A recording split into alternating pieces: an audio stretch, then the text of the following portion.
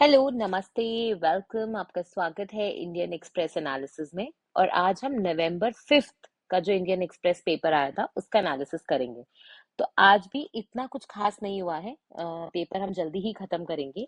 लेकिन इसमें जैसा कि आप देख सकते हैं, हमने पीडीएफ में ऑलरेडी हाईलाइट किया है। और इसके पहले कि मैं लेक्चर शुरू करूं, सबसे पहले तो सभी को गुरु पूरब की जयंती या फिर गुरु नानक जयंती की बहुत बहुत बधाइयाँ। गुरु नानक साहब की जो जर्नी है ना, वो हम सभी को इंस्पायर करती है। मतलब वो सिर्फ फाउंडर ऑफ सिखिज्म या एक रिलीजन के तौर पे नहीं देखे जा सकते। वो एक बहुत ही यूनिवर्सल फिगर है, जो across religion, across cast, across gender, across creed, across nationality अगर आप देखोगे उनके आइडियाज फ्लो किए हैं। कितनी सारी चीजें हैं सिखिज्म एज अ रिलीजन में जो हमें इंस्पायर करती है हमारी डेली लाइफ में। तो यहाँ पे सबसे पहले तो हम गुरु नानक जी की लाइफ से कुछ सीखेंगे। आपको पता है कि गुरु नानक जी जो थे उन्होंने हमेशा मतलब दो चीजें कही थी। एक कि जब भी आप लाइफ में एक बात हमेशा याद रखना, एक ओंकार है ना। ये शब्द आप हमेशा सुनते होंगे, एक ओंकार। तो एक ओंकार का मतलब क्या होता है? गॉड इज वन, है ना। तो एक ही गॉड है, आप उसको अलग अलग रूप में, अलग अलग पर्सपेक्टिव में, फॉर्म या फॉर्मलेस में, उसको एनर्जी या भगवान में कैसे भी आप उसको प्रे करो, लेकिन गॉड इज वन। और दूसरी चीज वो हमेशा कहते थे कि आप तीन चीजें करो। एक तो नाम जपो, है ना। जैसे आपको पता है हिंदुइज्म में हम लोग नाम जपते हैं, ठीक है। एक वान चखना, मतलब चैरिटी करना।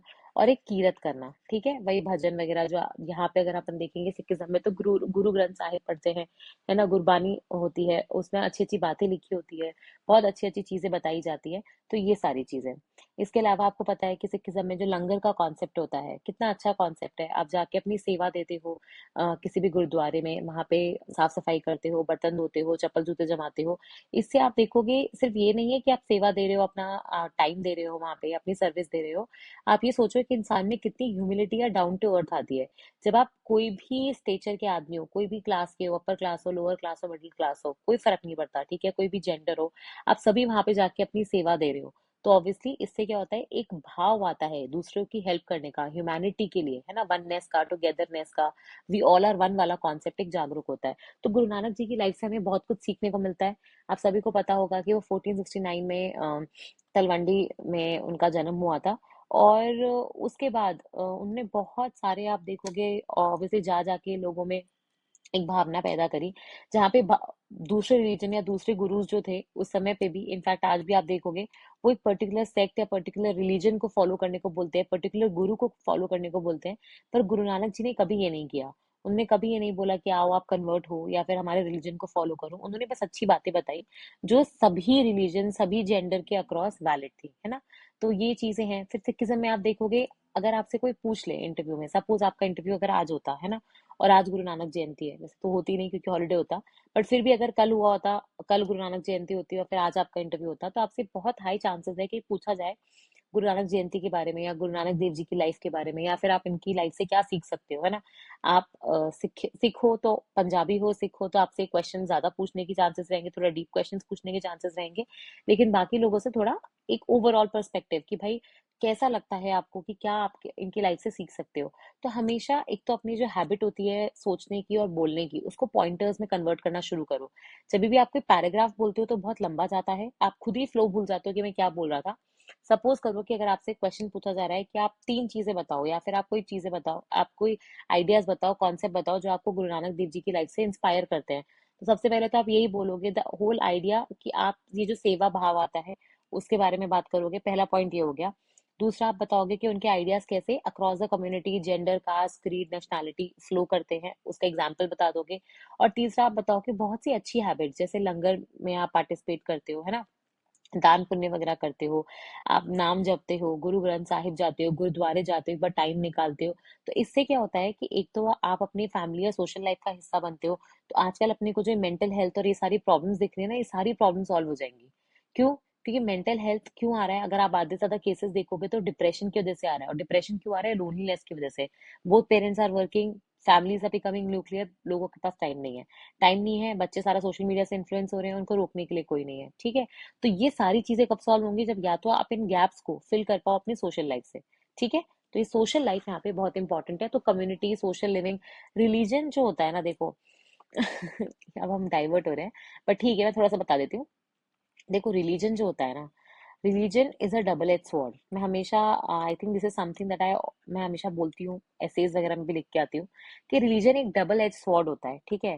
रिलीजन जो होता है उसकी वजह से बहुत सारे क्रूसेड्स भी हुए हैं, बट अगर रिलीजन ना हो ना, तो ह्यूमैनिटी, मुझे ऐसा लगता है, एग्जिस्ट नहीं कर सकती।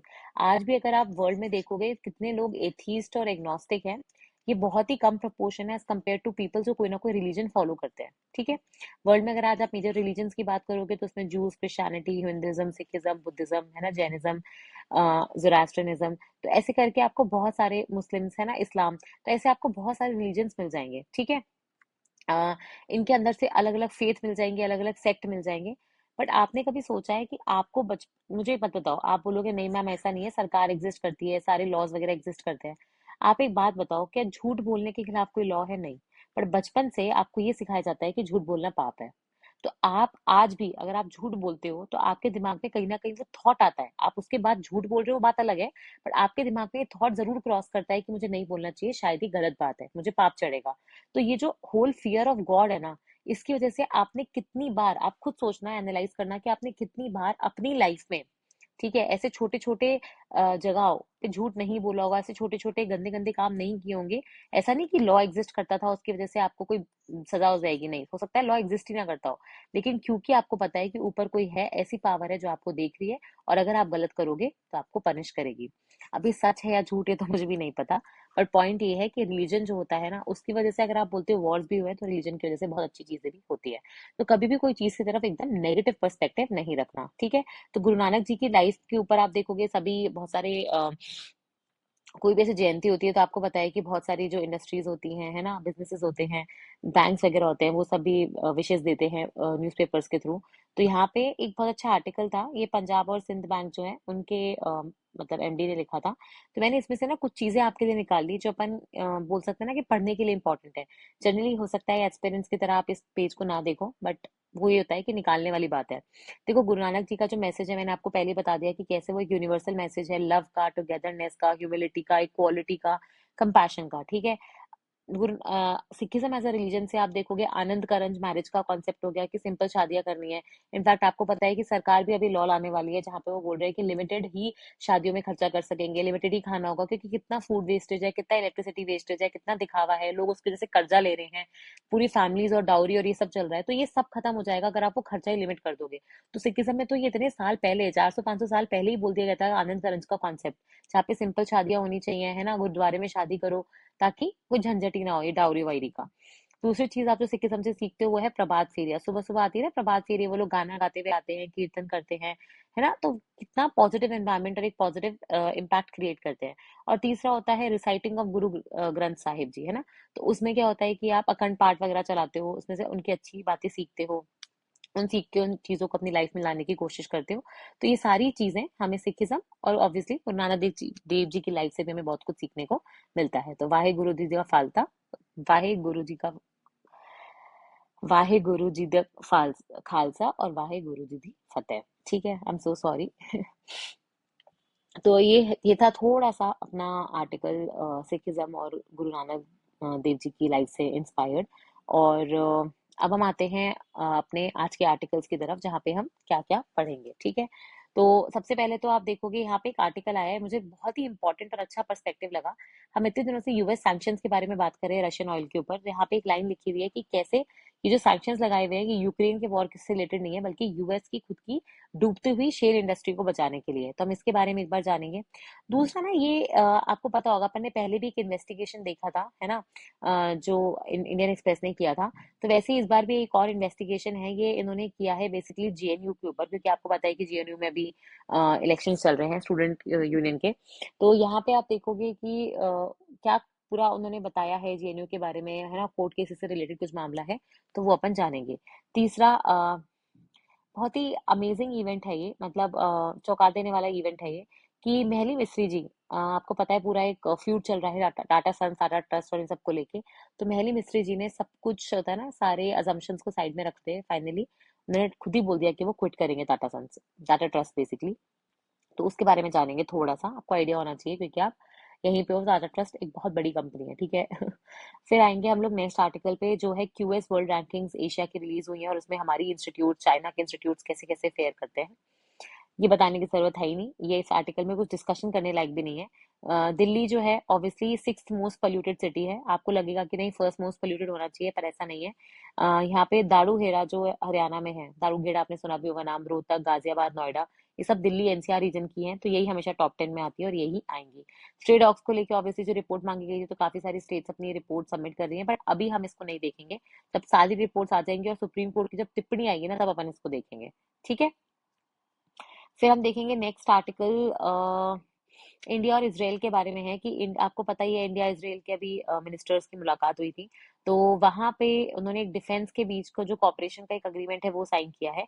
तो वो थोड़ा सा देखेंगे कि इंडिया इसराइल कहाँ कहाँ पे एक दूसरे के साथ कोऑपरेट कर सकते हैं, वो सारी चीजें जानेंगे। फिर एक आईपीओ से रिलेटेड एक बहुत बढ़िया आर्टिकल आया है, ये थोड़ा सा पढ़ेंगे क्योंकि सबका ना एक रिन्यूड इंटरेस्ट आया है शेयर मार्केट में।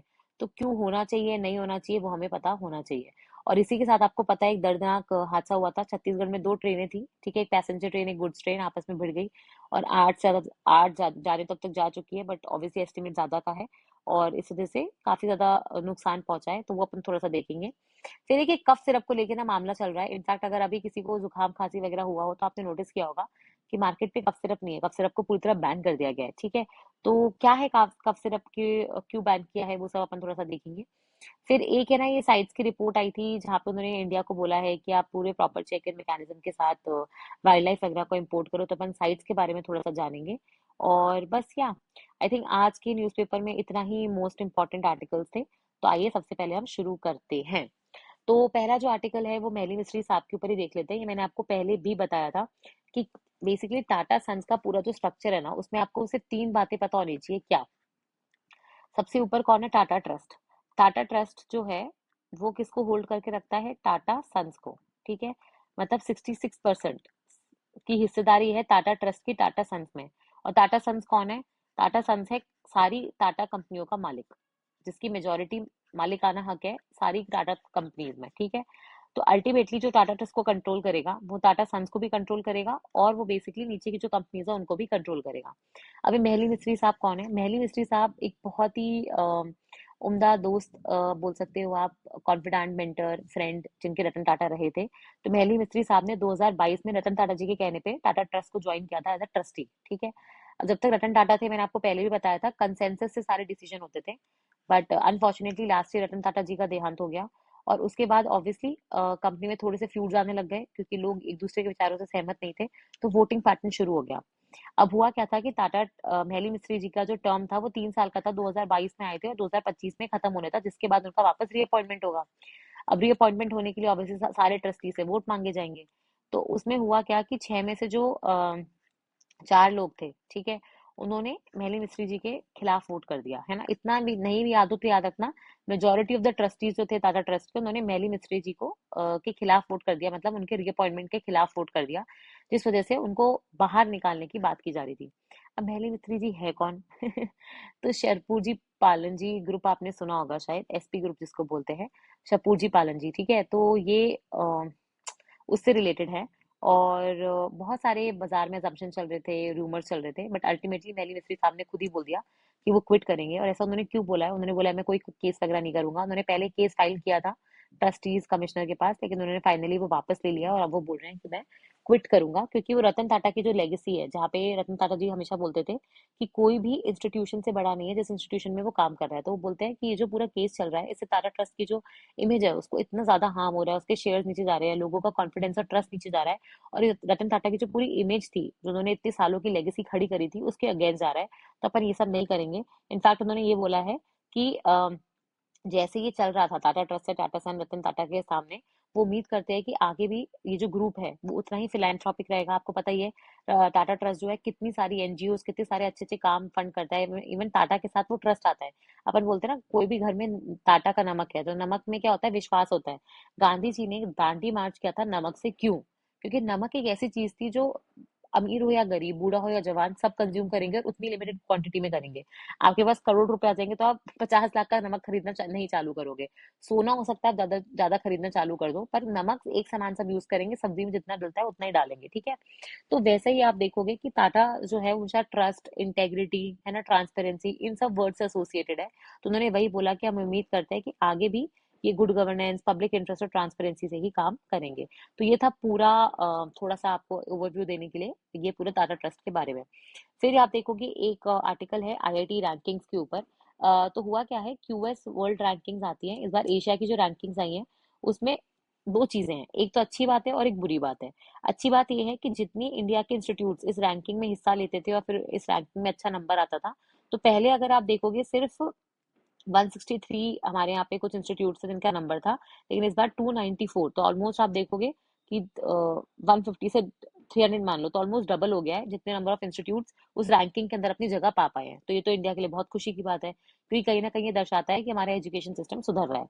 पर दूसरी चीज क्या है कि जो रैंकिंग थी ना हमारे इंस्टीट्यूट्स की, वो खराब हो गई।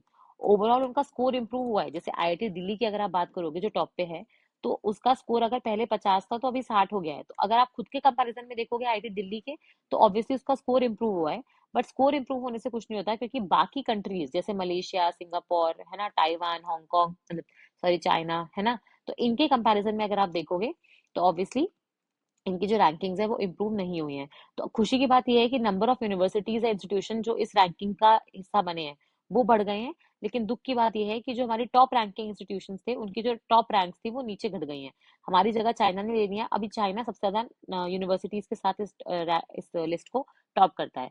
तो अब सबसे इंपॉर्टेंट क्वेश्चन जो आपको पूछना चाहिए वो ये है, क्योंकि बार बार आपको पता है कि इंडियन सरकार बहुत सारी, जब ऐसे इंडाइसेस या रैंकिंग निकलते हैं तो हमारी सरकार बोलती है कि इन्होंने जो मेथोडोलॉजी यूज करी है वो सही नहीं है, इनका जो डेटा है वो सही नहीं है। तो इस बार जो इस रैंकिंग में डेटा यूज हुआ है कि कैसे आप पता लगाओगे कि ये यूनिवर्सिटी बेटर है या ये यूनिवर्सिटी बेटर है, तो आप क्या देखते हो कि कितने स्टूडेंट्स एनरोल्ड है, उसमें से कितने स्टूडेंट्स इंटरनेशनल स्टूडेंट्स हैं जो बाहर से आए हैं, कितनी फैकल्टी है, कितनी फॉरेन फैकल्टी है, एक फैकल्टी के अंदर कितने बच्चे हैं, कितने पीएचडी स्टूडेंट्स हैं, उन पीएचडी स्टूडेंट्स ने कितने रिसर्च पेपर पब्लिश करे हैं, उस रिसर्च पेपर को कितने लोगों ने अपने रिसर्च पेपर में साइट किया है। ऐसा रिसर्च जो आप देखोगे एक्चुअली में बाहर कमर्शलाइज हुआ है, जिससे कुछ फायदा हो रहा है। टीचर टू स्टूडेंट रेशियो कितना है, ठीक है। तो आपकी रेपुटेशन कैसी है, एकेडमिक रेपुटेशन भी और एम्प्लॉयर्स के अंदर भी, ताकि आपकी यूनिवर्सिटी से रिक्रूटमेंट वगैरह हो सके, है ना। तो ये सारी चीजें देखते हुए ही ये रैंकिंग दी जाती है। तो इसके हिसाब से अगर आप देखोगे अभी क्यूएस एशिया रैंकिंग में सबसे सबसे अच्छी यूनिवर्सिटी एशिया में कौन सी है, चाइना की है, यूनिवर्सिटी ऑफ हांगकांग। फिर दूसरी आ जाएगी पेकिंग यूनिवर्सिटी, और तीसरी आ जाएगी आपकी नेशनल यूनिवर्सिटी ऑफ सिंगापुर, जिसको एनयूएसपी बोलते हैं, या फिर नानयांग टेक्नोलॉजिकल यूनिवर्सिटी, ठीक है। तो ये चीज आ जाएगी। और ऑब्वियसली अब हमें नंबर पे तो हमने ध्यान दे दिया, अब हमें क्वालिटी एजुकेशन की तरफ जाना है। फिर हम चलते हैं थर्ड आर्टिकल की तरफ, जो है अपना जेएनयू के ऊपर। देखो वैसे तो इसमें कुछ है नहीं बताने के लिए, बट हुआ क्या है कि इंडियन एक्सप्रेस ने इंडियन एक्सप्रेस ने ना एक ये इन्वेस्टिगेशन करी थी, जस्ट देखने के लिए कि भाई जेएनयू के कितने मामले आप देखोगे कोर्ट वगैरह में पेंडिंग है। तो उन्होंने ये पाया कि 2011 से जेएनयू के दिल्ली हाई कोर्ट में 600 से ज्यादा केसेस चल रहे हैं।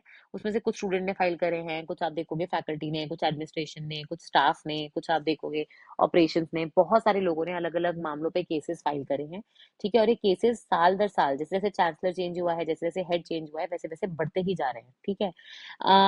देखो आपको पता होगा कि इंडिया में है ना, स्टूडेंट यूनियन के जो इलेक्शंस होते हैं, या फिर आपको पता है राजस्थान यूनिवर्सिटी में जैसे इलेक्शंस होते हैं, तो बहुत बड़ा माहौल होता है, क्योंकि यहाँ से ना बहुत बड़े बड़े लीडर निकल के आए हैं। अशोक गहलोत साहब को आप देख सकते हो, है ना। तो कैसे आप देखोगे इन यूनिवर्सिटी के इलेक्शन जीतने वाले लोग आगे जाके एमएलए, एमपी और फिर आगे जाके लीडर्स बनते हैं किस कोई ना कोई पार्टीज के। तो इसलिए आप देखोगे जेएनयू जैसे ऑर्गेनाइजेशंस के जब भी इलेक्शंस होते हैं, बहुत नेशनल लेवल का एक इवेंट टाइप का बन जाता है। कैंपस में एक्टिविज्म होता है, पॉलिसीज पे डिस्कशन होता है, डिबेट्स होते हैं, स्टूडेंट्स आगे आते हैं, फैकल्टीज आती है, जो प्रॉब्लम्स होती है बच्चों की वो सारी डिस्कशन की जाती है। एक तरीके से डेमोक्रेटिक माहौल है। यही होता है मिनिएचर डेमोक्रेसी, जहां से ऊपर उठ के फिर आप आगे आके एक्चुअली में डेमोक्रेसी का हिस्सा बनते हो, ठीक है। आपको अपने वोट की कीमत पता लगती है। समझ में आ रहा है। तो ये उन्होंने बस बताया था कि कितने केसेस पेंडिंग चल रहे हैं और ये सही है या गलत एज एन इंस्टीट्यूशन। बट यहाँ पे याद रखना कि इंस्टीट्यूशंस होते हैं, एजुकेशन इंस्टीट्यूशंस, वो अ, हमेशा से एक क्रैडल रहे हैं चेंज का। आपने हेनरी विवियन दुरोजियो का नाम सुना होगा, कलकत्ता में, है ना?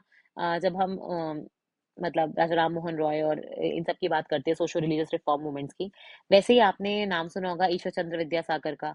वैसे ही आपने नाम सुना होगा लॉर्ड कुर्जन का, जिसने सर्कुलर निकाल दिया था बैन करने के लिए यूनिवर्सिटीज में कोई भी तरीके का एक्टिविज्म, क्योंकि वहीं से आप देखोगे स्टूडेंट्स जो थे वो नेशनल मूवमेंट में पार्टिसिपेट कर रहे थे। तो जेएनयू में जो आज चल रहा है वो कुछ नहीं है बल्कि 150-200 साल पुरानी लेगेसी है जो आज भी कंटिन्यू हो रही है। ऐसे आपको अपने आंसर्स को और रिफाइन करना है। ये सिर्फ मेंस की बात नहीं होती है, but the way you speak also matters a lot. इसके बाद दिल्ली वाला हमें देखना नहीं है यहाँ पे। फिर हम चलेंगे अपने नेक्स्ट आर्टिकल के ऊपर। हाँ, जो है इंडिया इसराइल के बारे में। तो अभी एक्चुअली इंडिया और इसराइल के बीच में एक डिफेंस कॉपरेशन अग्रीमेंट साइन हुआ था, ठीक है? और उसमें बेसिकली दोनों, देखो, इसराइल परेशान है हमास से और हम परेशान है क्रॉस बॉर्डर टेररिज्म से, ठीक है? तो दोनों भी कंट्रीज, मैं बिल्कुल नहीं कह रही हूँ कि हमास एक टेररिस्ट ऑर्गेनाइजेशन है, ऑल्दो काफी सारी कंट्रीज ने इसको डिक्लेयर कर रखा है इंक्लूडिंग यूएस, है ना? बट पॉइंट ये है कि इंडिया ने अभी डिक्लेयर नहीं किया है। पॉइंट ये है कि दोनों भी कंट्रीज कहीं ना कहीं टेररिज्म से बहुत परेशान है और वो बहुत ही वोकल है टेररिज्म के लिए। वो बोलती है जीरो टॉलरेंस पॉलिसी होनी चाहिए टेररिज्म के लिए। ये तो आई थिंक हमारे प्रधानमंत्री जी भी कितने बार बोले हैं कि पानी और खून साथ साथ नहीं बनेंगे, है ना? साथ साथ नहीं बहेंगे। There will be no flow of blood and water और रिवर टुगेदर, है ना? And that was the rationale कि क्यों हमने इंडस वाटर ट्रीटी को अम, खत्म किया था। जब ऑपरेशन सिंदूर वगैरह चल रहा था तो हमने मना कर दिया था कि हम पानी नहीं देंगे क्योंकि हमारा खून बहाते हो आप लोग, है ना? तो एक तो टेररिज्म को लेके आप देखोगे दोनों ही कंट्रीज काफी सीरियस हैं। और दूसरा, इंडिया इसराइल के रिलेशंस की अगर आप बात करोगे यहाँ पे तो बहुत अच्छा तरीका है, क्योंकि एक अच्छा तरीका होता है इंटरव्यू में उन चीजों के बारे में बात करना जो आपको पता है। तो जब भी आप इंडिया इसराइल के बारे में बात करोगे, आपको जान के थोड़ी सी हैरानी होनी चाहिए कि इंडिया जो है पहले इसराइल को एक अग्रेसर की तरह मानता था और हमारा जो झुकाव था वो पैलेस्टीन की तरफ था, क्योंकि हमें लगता था कि उनका जो लैंड है वो छीना जा रहा है ना? जबरदस्ती हड़पा जा रहा है। हमें जूस के प्रति सिंपैथी थी, सांत्वना थी। आपको पता ही है क्योंकि उनके साथ जो हिटलर ने किया था, है ना, एंटी जूइश या एंटी सेमेटिक जो पूरा एक मूवमेंट चलाया था, उससे हमें भी पता है कि बहुत नुकसान हुआ था। लेकिन अल्टीमेटली हम लोग को लग रहा था कि उनका जो लैंड है वो उनसे छीना जा रहा है। पूरा नैरेटिव जो है बहुत बाद में चेंज होता है। इनफैक्ट आप देखोगे इसराइल ने जब हमारी मदद करी 1971 के वॉर में, फिर 1990 एलओसी वाले वॉर में अगेंस्ट पाकिस्तान, है ना, तब आप देखोगे इंडिया इजराइल के रिलेशन बहुत स्ट्रांग हुए। 1992 में फाइनली हमने उनसे बातचीत करना शुरू करा, है ना, एम्बेसीज वगैरह खुली और बात वार्तालाप शुरू हुई और फाइनली आप देखोगे इंडिया इजराइल स्ट्रेटेजिक पार्टनरशिप की तरफ जा रहे हैं। तो हमारे जो रिलेशन हैं, इसराइल ने बहुत कमाल की चीजें करी है। इनफैक्ट आपको पता होना चाहिए कि इसराइल जो है वहाँ पे पानी की बहुत कमी है। तो इसराइल में एक तो डीसैलिनाइजेशन प्लांट हो गया, ड्रिप इरिगेशन हो गया, है ना, फिर आप देखोगे हार्डी क्रॉप्स हो गई, ये सब भी उसने एकदम पाइनियर वर्क कर चुका है। Agriculture, water safety, security, water uses, है ना, ट्रीटमेंट, तो ये सब की टेक्नोलॉजीज अब वो इंडिया के साथ भी शेयर कर रहा है। दूसरा, आप देखोगे इसराइल की most powerful agency in the world, जैसे इंडिया की रॉ है ना, वैसे ही इसराइल की इंटेलिजेंस एजेंसी है मोसाद, ठीक है? And Mossad is very it has a very great spy network, ठीक है? इनफैक्ट आप देखोगे दुनिया में जितने भी अमीर हैं, इंडिया में जैसे हम बोलते हैं कि पारसी कम्युनिटी बहुत रिच है, दुनिया में जितने भी अमीर और जितने भी बड़े बड़े साइंटिस्ट हैं including Albert Einstein, they were all Jews. तो ज्यूज एज अ कम्युनिटी अगर आप देखोगे तो बहुत ही पावरफुल, बहुत ही strong, politically connected, well economically funded community है और काफी ब्रेनी भी है। बहुत ही आईक्यू वाले लोग यहाँ से आते हैं, ठीक है? ऐसे ऐसे लोग हैं जिनको Nobel peace prizes, sorry Nobel peace नहीं, नोबेल प्राइजेस वगैरह मिले हैं, जिन्होंने साइंस की फील्ड में बहुत अच्छे अच्छे काम किए, बहुत अच्छे अच्छे इन्वेंशंस किए हैं। तो इसराइल एक काफी आई मीन एक खूबसूरत पार्टनर साबित हो सकता है इंडिया के लिए, ठीक है? फिर हम चलते हैं अपने नेक्स्ट आर्टिकल की तरफ जो आईपीओ मार्केट के बारे में है। देखो आईपीओ के ओके, आईपीओ सबसे पहले तो होता क्या है, इसको अपन बोलते हैं इनिशियल पब्लिक ऑफरिंग, ठीक है? इसका मतलब क्या होता है? इसका मतलब होता है कि सपोज करो आपके पास कोई स्टार्टअप है ना? आज, चलो आज तो आपने घर से पैसे लगा लिए और आपने वो कंपनी खड़ी कर दी, लेकिन कल आप चाहते हो कि भाई मैं एक नया प्लांट लगाऊं, है ना, मैं इसको और मार्केट में ले जाऊं, मैं एक्सपोर्ट्स भी करूं, तो आपको उसके लिए चाहिए फंड्स। अब फंड्स आप कैसे लोगे? तो आपने नाम सुना होगा एंजल इन्वेस्टर्स का, आपने नाम सुना होगा वेंचर कैपिटलिस्ट का। ये कौन होते हैं?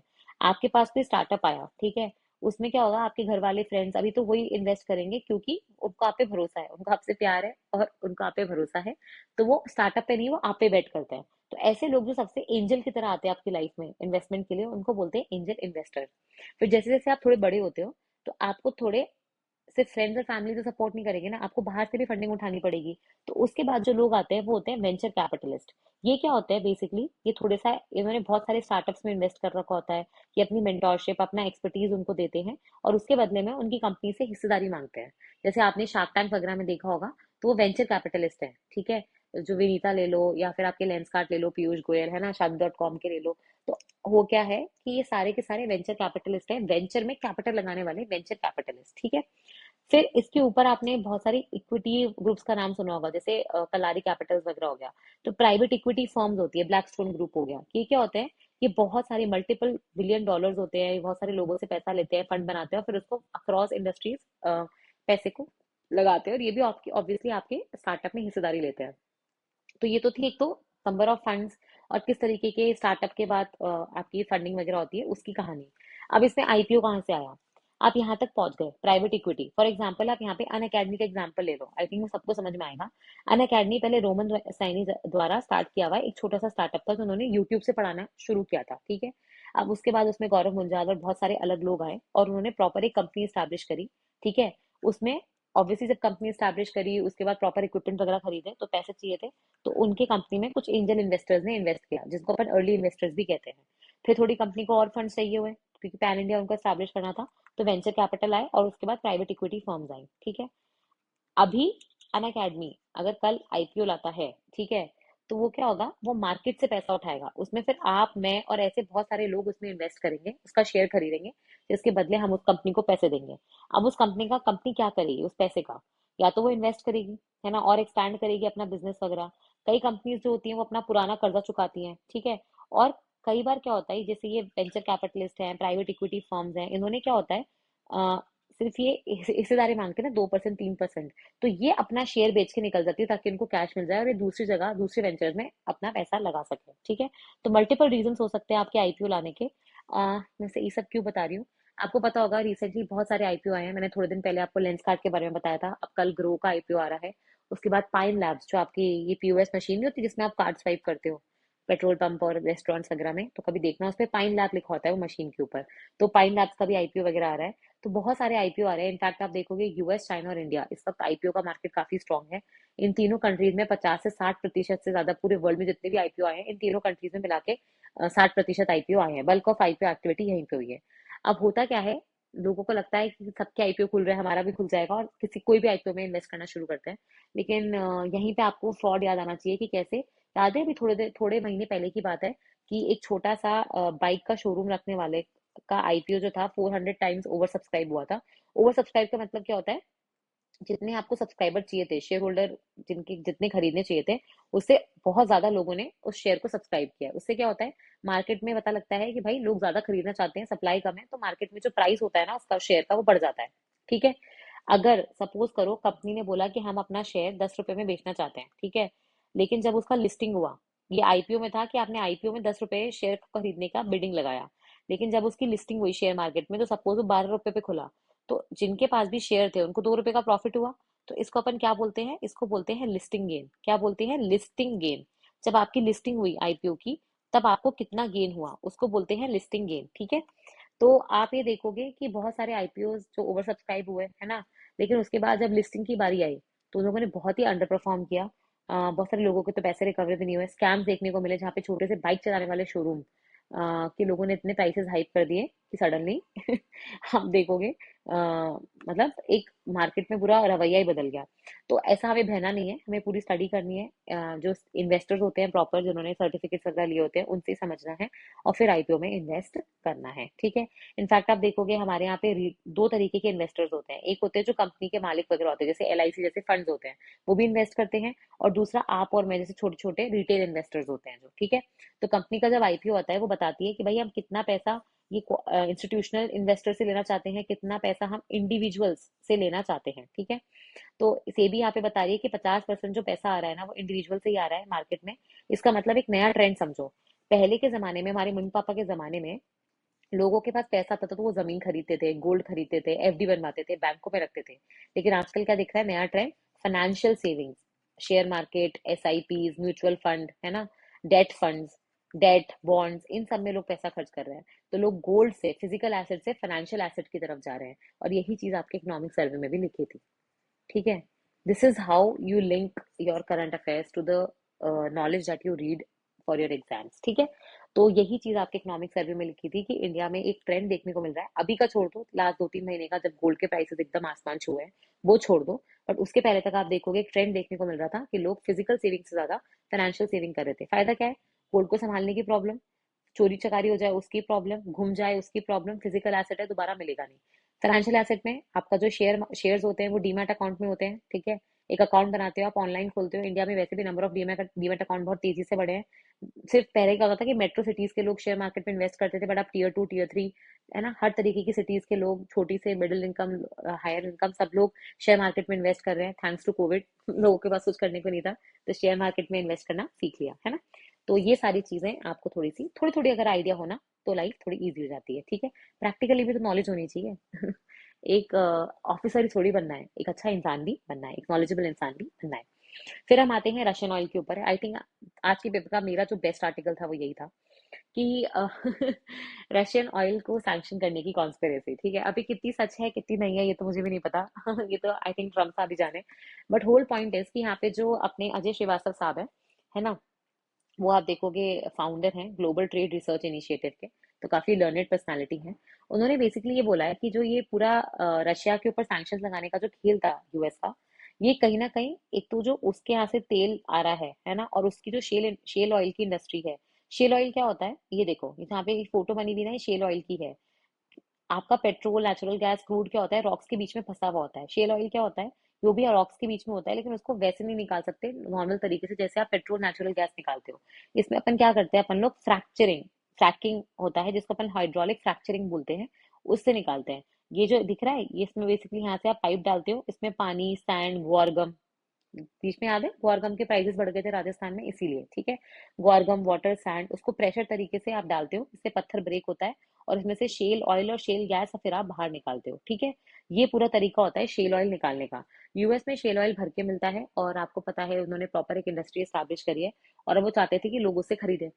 प्रॉब्लम ये है कि शेल ऑयल जो होता है वो महंगा होता है। ठीक है। लगभग $60 के बैरल, $60 पर बैरल। बैरल क्या होता है?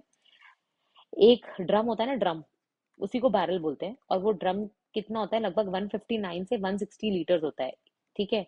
159 से 160 लीटर के आसपास का ड्रम होता है, उसी को हम लोग बैरल बोलते हैं। तो वो जो शेल ऑयल से आप जैसे एक बैरल निकालोगे, एक ड्रम निकालोगे, तो उसकी जो प्राइस होती है $60 के आसपास होती है, क्योंकि रशिया जो है ना अपना तेल $55 में बेच रहा था। तो अगर रशिया पे आपने सैंक्शन लगा दिए, मार्केट में क्या हो जाएगा? मार्केट में अपने आप कमी आ जाएगी तेल की, है ना। और सप्लाई करने के लिए आपको यूएस से खरीदना पड़ेगा, प्राइसेस बढ़ जाएंगे, तो अपने आप $60 के आसपास की प्राइस पहुंच जाएगी, और यूएस फायदे में आ जाएगा। ठीक है। कोई सैंक्शंस को नहीं माने तो क्या? यूएस उस पर डबल सैंक्शन लगा देगा, फाइनेंशियल सैंक्शन लगा देगा, उसकी बैंक्स वगैरह से डॉलर में आप डील वगैरह नहीं कर पाओगे। स्विफ्ट पेमेंट बैंकिंग सिस्टम जो होता है उसमें से आपको ब्लॉक कर देगा। अभी स्विफ्ट क्या है, इसमें तो यूपीएससी भी प्री क्वेश्चन पूछ चुका है। स्विफ्ट क्या होता है? इसको हम लोग basically society for world wide inter bank financial, आपकी बैंक और यूएस की बैंक में जो सेटलमेंट हो रहा है, ठीक है, वो कैसे हो रहा है? स्विफ्ट के माध्यम से। एक मैसेजिंग का तरीका है, मैसेज डालते हैं बैंक एक दूसरे को, और इसके बिना क्या होगा कि पूरा का पूरा पेमेंट सिस्टम हॉल्ट पे आ जाएगा। अब हो क्या रहा है, इस पूरे सिस्टम को कंट्रोल कौन करता है? यूएस। ठीक है। इसीलिए आप देखोगे जो ब्रिक्स की लास्ट ईयर मीटिंग हुई थी, उसमें डिसाइड किया गया था कि ब्रिक्स अपना एक स्विफ्ट सिस्टम क्रिएट करेगा। क्योंकि आपको पता है चाइना, वो भी रशिया का तेल खरीद रहा है, और चाइना तो अपनी खुद की करेंसी युआन में खरीदता है। वो युआन और रूबल में ट्रेड करते हैं। रूबल रशिया की करेंसी है, युआन चाइना की करेंसी है। इंडिया ने भी कोशिश करी थी रुपये और रूबल में ट्रेड करने की, बट हम इतने सक्सेसफुल नहीं हो पाए। फिर हमने युआन में भी ट्रेड करने की कोशिश किया, मतलब चाइनीज की करेंसी में। पर डॉलर फिर भी हमारे ट्रेडिंग का एक मेजर हिस्सा है। ठीक है। तो ब्रिक्स कंट्रीज ने बोला था कि कैसे हम एक खुद का स्विफ्ट सिस्टम बना सकते हैं, ताकि यूएस पे जो डिपेंडेंसी है उसको कम करें। तो देख रहे हो आप, जहां यूएस बोल रहा है चाइना पे डिपेंडेंसी कम करिए, वहां पे ब्रिक्स कंट्रीज मिलकर डिसाइड करिए कि हमें यूएस की जो डिपेंडेंसी है, बैंक्स में लेके, फाइनेंशियल ट्रांजैक्शन को लेके, डॉलर ट्रेड को लेके, dollar as a hard currency को लेके, स्विफ्ट बैंकिंग सिस्टम को लेके, इन सबको कम करना है, ताकि कल अगर ट्रम्प ऐसे कोई उल्टे सीधे डिसीजन लेता है, तो बाकी कंट्रीज पे इतना फर्क ना पड़े। समझ में आ रहा है? तो अगर यूएस को किसी के साथ युद्ध करना है, तो उनको गन्स और मशीन गन्स और मिसाइल्स दागने की जरूरत नहीं है। ठीक है। उनके पास सारी बिग कंपनीज हैं, चाहे वो इलॉन मस्क की टेस्ला हो, चाहे वो माइक्रोसॉफ्ट हो, गूगल हो, एप्पल हो। इन कंट्रीज को मना कर दो कि वो उस देश में ट्रेड नहीं करेंगी, पूरा सिस्टम हॉल्ट पे आ जाएगा। ट्रांजैक्शन से लेकर, बैंकिंग से लेकर, इंश्योरेंस से लेकर, मार्केटिंग से लेकर, लॉजिस्टिक्स, शिपमेंट, ट्रांसपोर्टेशन, एयरलाइंस, सब रुक जाएगा। तो क्यों हाथ पैर चलाने हैं जब आपको पता है कि बिना हाथ पैर चलाए काम हो सकता है ना। और इंडिया जो है देखो नहीं मांगता यूएस, नहीं मान सकता था यूएस सैंक्शंस, बट मानने पड़ेंगे। एक, क्योंकि ऑब्वियसली हम जो है क्रूड ऑयल है ना, इम्पोर्टिंग नेशन है। तो हम ज्यादा ना, वो होता है ना, beggars can not be choosers. तो जब आप बेगर हो तो आप चूज नहीं कर सकते, आपको मानना पड़ेगा जो चल रहा है। और दूसरा आप देखोगे, हम हमारी जो डिपेंडेंसी अमेरिकन सॉफ्टवेयर पे, बैंकिंग सिस्टम पे, डॉलर पे, ट्रेड पे, वो बहुत ज्यादा है। तो वो हम कम नहीं, अभी तो नहीं कर सकते, धीरे धीरे कम करने की कोशिश कर रहे हैं। बट अभी फिलहाल तो हम डिपेंडेंट हैं, तो हमें थोड़े से सैंक्शंस मानने पड़ते हैं, ठीक है। फिर छत्तीसगढ़ में जो दर्दनाक हादसा हुआ है, देखो यहाँ से ना मुझे आपको सिर्फ ये बताना था कि अगर एज अ कलेक्टर आपके यहाँ पे, गॉड फॉरबिड ना हो, बट आपके यहाँ पे ऐसा कोई इंसिडेंट हो जाए as an SDM, as a collector, तो आप क्या एक्शन लोगे। तो वहां पे सोचने की बजाय आप ये देखो कि यहाँ पे लोगों ने क्या किया है। देखो सबसे पहले तो जब भी ऐसा एक्सीडेंट होगा, आप तुरंत उधर अपनी टीम के साथ पहुंचोगे। जितनी भी असिस्टेंस लगती है, मेडिकल असिस्टेंस, फायर असिस्टेंस, और भी तरीके की ह्यूमन रिसोर्स असिस्टेंस, इमीडिएट तरीके से वहां पे पहुंचाने की कोशिश करोगे। इंजर्ड लोगों को हॉस्पिटल ले जाओगे, जो डिसीज्ड हैं उनकी बॉडीज को आइडेंटिफाई करवाओगे, नंबर काउंट करोगे, है ना। ऑब्वियसली जो कंपनसेशन बनता होगा, जो भी गवर्नमेंट स्कीम्स होगी उसके हिसाब से उनको दिया जाएगा, वो सब इंश्योर करोगे।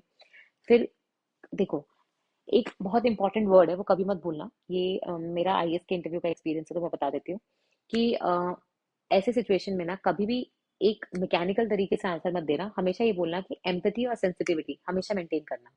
क्योंकि किसी ने कोई खोया है, वो किसी का बेटा हो सकता है, किसी की बेटी हो सकती है, किसी की माँ हो सकती है, किसी की बहन हो सकती है, किसी की फ्रेंड हो सकती है, किसी की पार्टनर हो सकती है, या हो सकता है।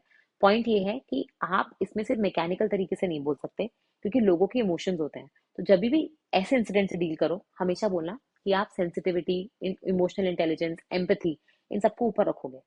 आपको काम करना है, बट वो काम 1 घंटा अगर डिले भी हो जाए चलेगा, लेकिन उसकी वजह से और परेशानी नहीं होनी चाहिए जो ऑलरेडी पीड़ित है। समझ में आ रहा है।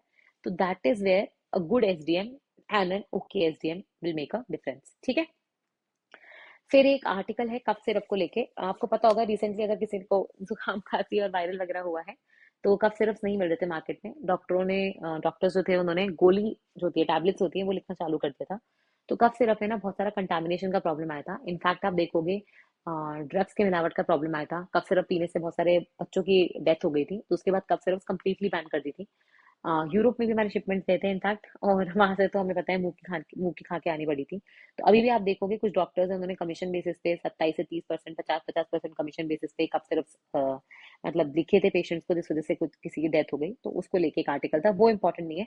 एज अ होल सिर्फ आपको इतना पता होना चाहिए, ठीक है।